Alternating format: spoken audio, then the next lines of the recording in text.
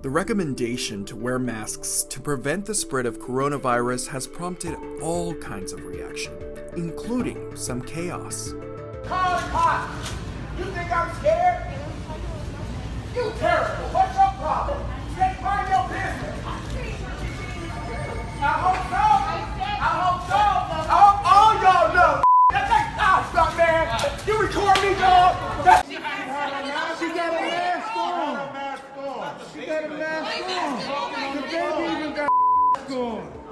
These incidents stemmed from being asked to wear a mask in public and have sparked a new conversation about masks.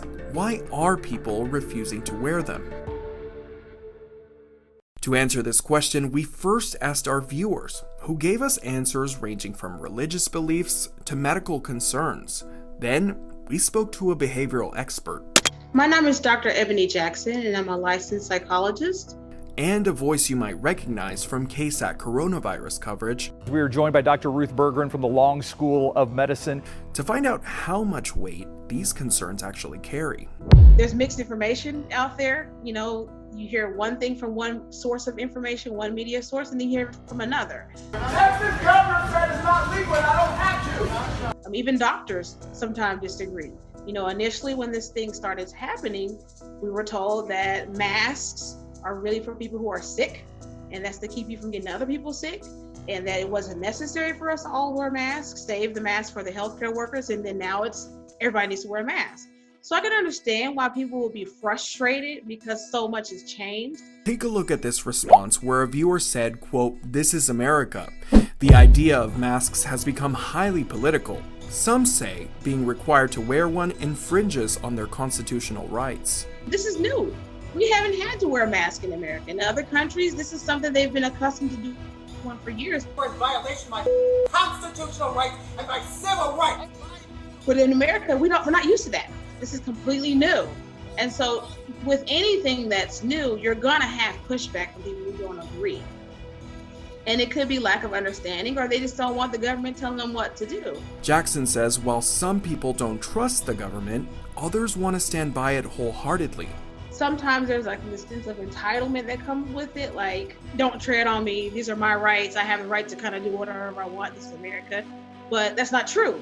You can't go to the store without shoes, you can't go to the store without a shirt on. So this is kind of the same thing.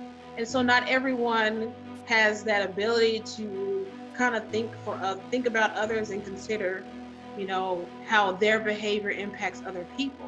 We've seen people develop antibodies for the virus after having had it, leading people to believe that contracting the virus may be the best way to defeat it. I suppose some people feel like we should all throw caution to the wind and everybody gets infected and some people will die, but some people will then be immune. And then once everybody's more or less immune, we move on with our lives, and that's herd immunity. If that's the philosophy, I would argue that, you lose a lot of lives along the way. And that's what we're trying not to do. But to develop what's called herd immunity, 80 to 90% of the population would have to be infected and recover from COVID-19.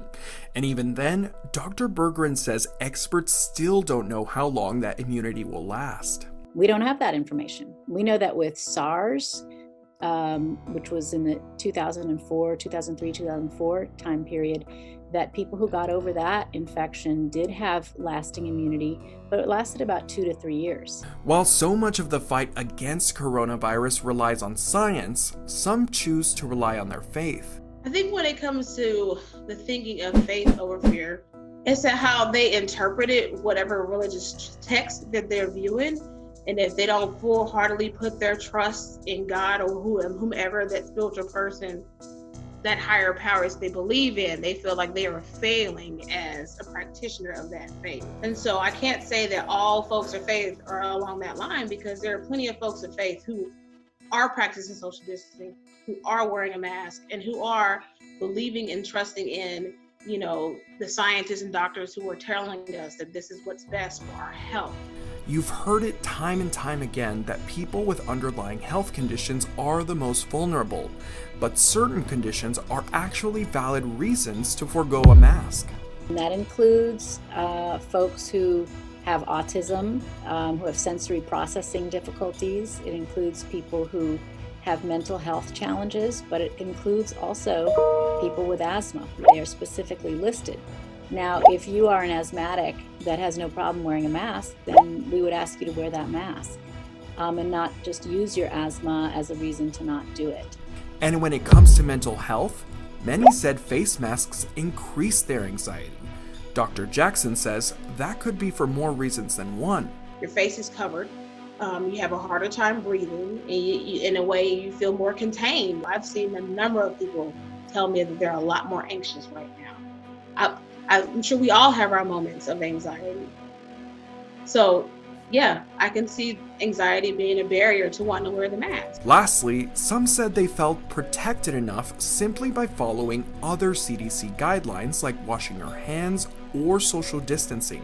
Folks who aren't wearing the mask because they're doing everything else, the main way that this virus is spread is that we make respiratory particles, respiratory droplets. I'm speaking to you now, and little invisible respiratory droplets are spewing out of my mouth, and they're probably landing on my computer screen right now, okay? I can do everything else, but if I'm not covering that, I'm not preventing my respiratory particles from leaving my mouth and going out within a 6-foot radius of me, potentially infecting someone. Bottom line, and remember the reason why you're wearing the mask. It's to protect other people in case you may have had it.